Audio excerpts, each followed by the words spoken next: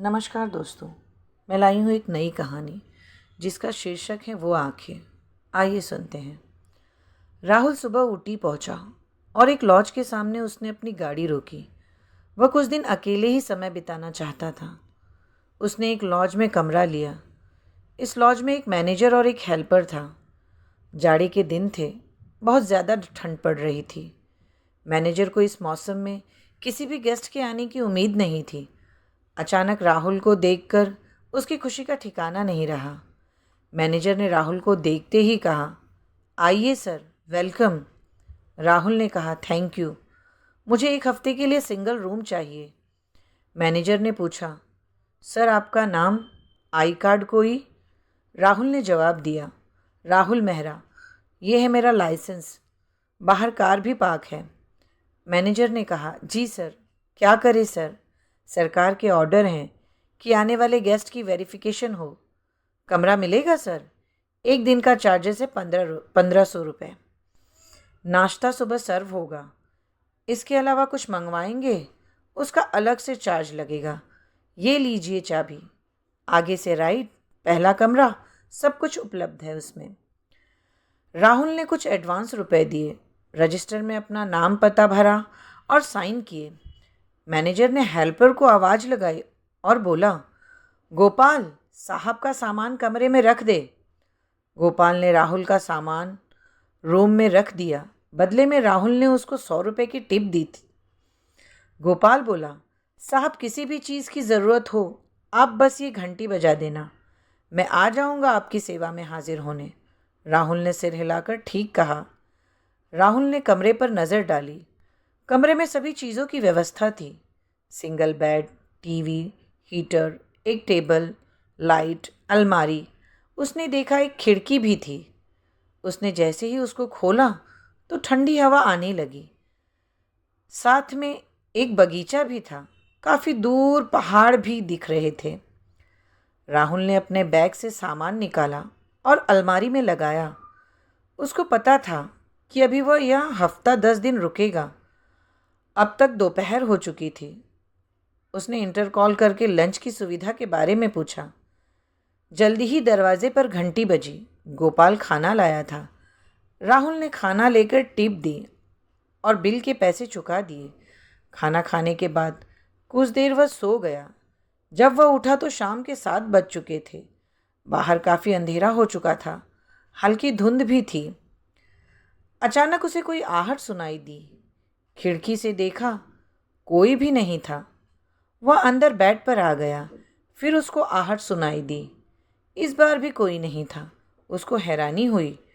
थोड़ी देर बाद उसको परछाई दिखाई दी। उस परछाई ने राहुल के कमरे में देखा।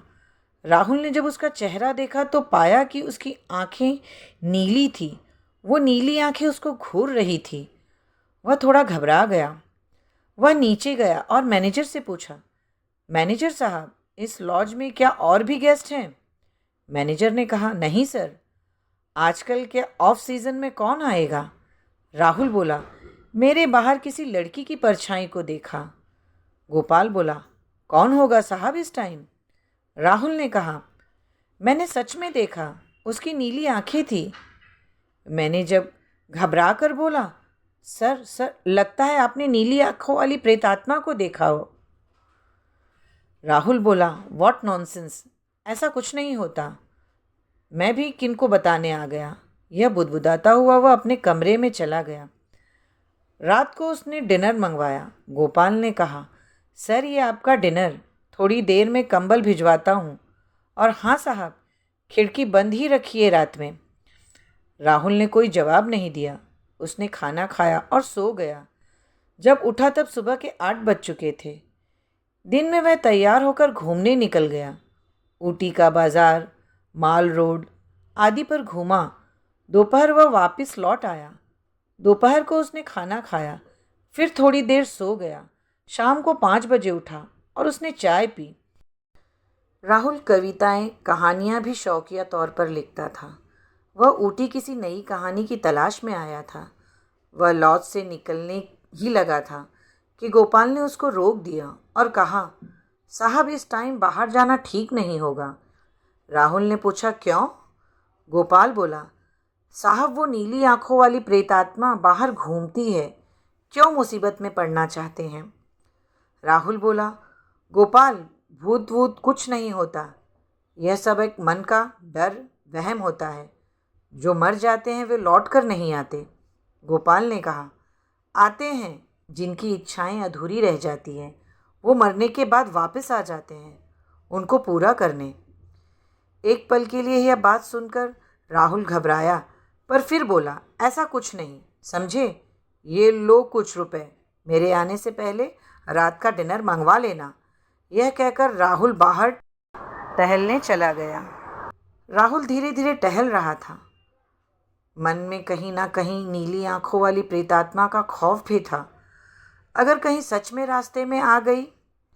काफ़ी धुंध हो रही थी, बहुत ज़्यादा ठंड थी।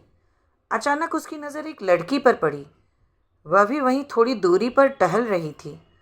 वह अकेली ही लग रही थी।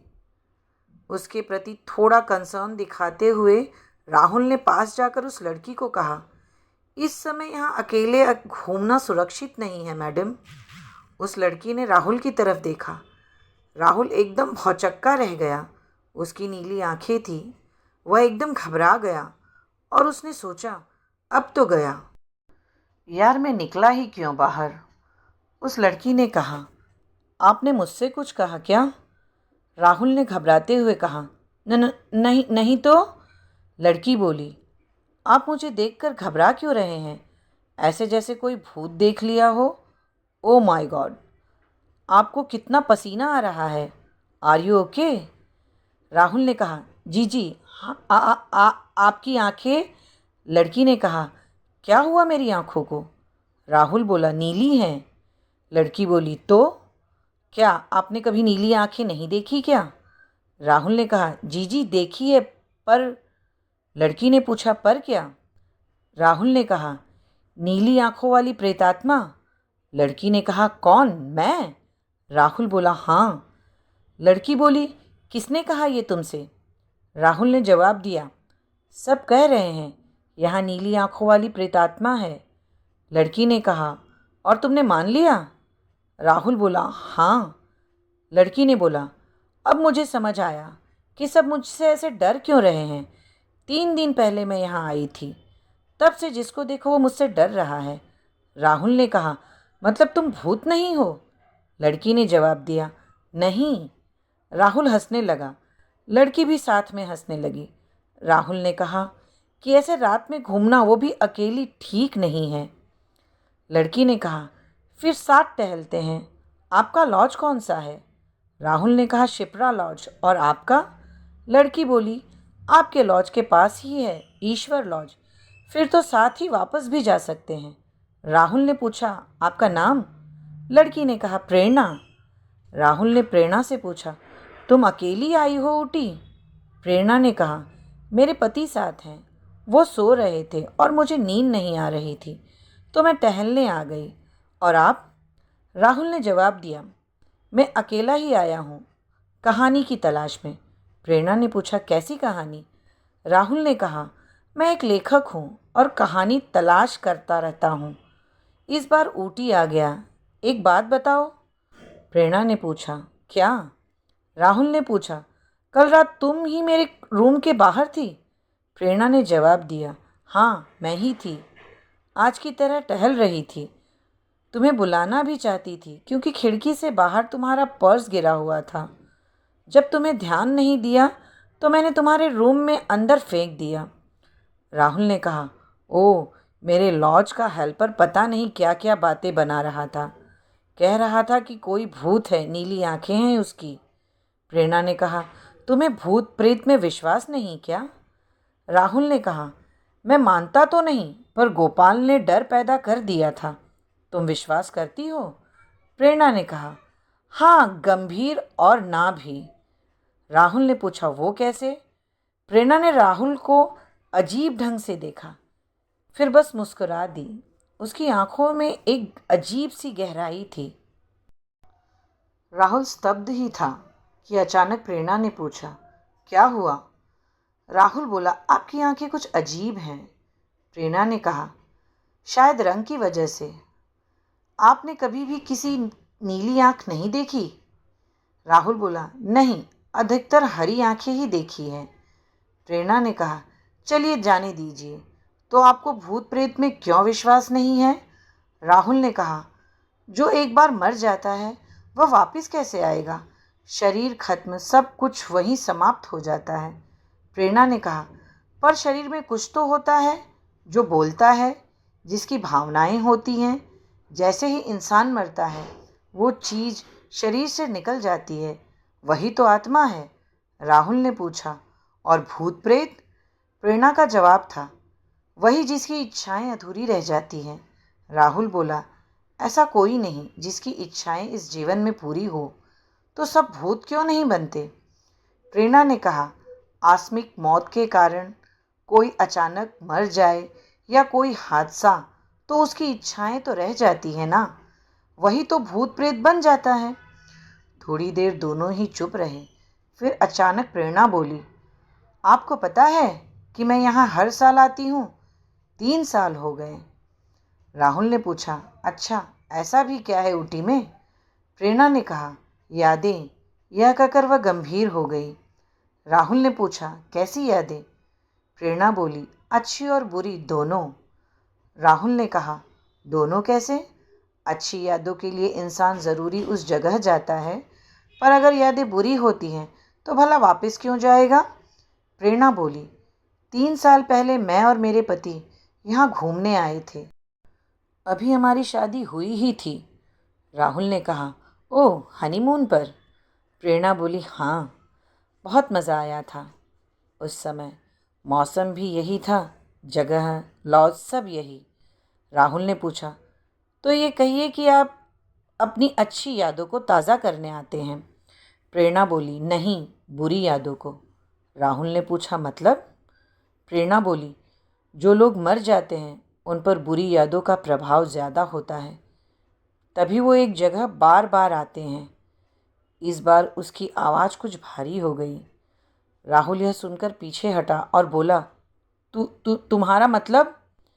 यही तो वो जगह थी, वह बोली। राहुल घबरा गया और बोला, कौन सी जगह? क्या हुआ? इतने में एक कार पीछे आती हुई देखी और राहुल चिल्लाया, हटो प्रेरणा, कार आ रही है। प्रेरणा आगे बढ़ती रही। राहुल ने हाथ खींचकर हटाया चाहा, पर ये क्या? वह उसको हाथ ही नहीं लगा पाया क्योंकि कोई शरीर नहीं था। गाड़ी ऊपर से निकल गई और प्रेरणा वहीं खड़ी थी। राहुल को पसीने आने लगे। डर के मारे वह कांप रहा था। वह समझ गया कि प्रेरणा इंसान नहीं, एक प्रेत है, नीली आंखों वाली प्रेतात्मा। प्रेरणा बोली, 3 साल पहले मैं ऐसे ही घूमने निकली थी। एक कार ने मुझे टक्कर मारी और मैं वहाँ दूर जाकर गिरी। खून में लथपथ था मेरा शरीर। मैं सब देख पा रही थी, यहीं बाहर से। मेरे पति रो रहे थे, मैं बस उनको देख रही थी। पर मरे हुए लोगों को कोई नहीं देख पाता, तो मुझे कौन देखता? इसलिए मैं एक भटकी हुई रूह बन गई। अब सब मुझे देख पाते हैं, मेरी नीली आँखों को भी, मेरी तड़प को भी, जो मुझे महसूस हो रही है आज तक। इस तरह मरकर किसी की गलती की सज़ा जो मुझे मिली। राहुल अपनी जगह जम चुका था। उसके पैर हिल नहीं पा रहे थे। प्रेरणा की नीली आंखें गहराई से बोल रही थी, उसको भयभीत कर रही थी। प्रेरणा बस यही बोली, तब से आज तक मैं यहीं हूँ, भटकती हूँ और तड़पती हूँ। राहुल बेहोश हो गया। प्रेरणा हवा में विलीन हो गई। जब उसको होश आया, वह अपने लॉज पर था। गोपाल ने पूछा, आप वहाँ बेहोश पड़े थे साहब जी, क्या हुआ था? राहुल ने कहा, तुमने सही कहा था गोपाल। गोपाल ने पूछा, क्या साहब जी? राहुल ने जवाब दिया, यही कि भूत प्रेत होते हैं। नमस्कार दोस्तों, इस कहानी का यही अंत होता है। मैं फिर मिलूंगी आपसे नई कहानी के साथ।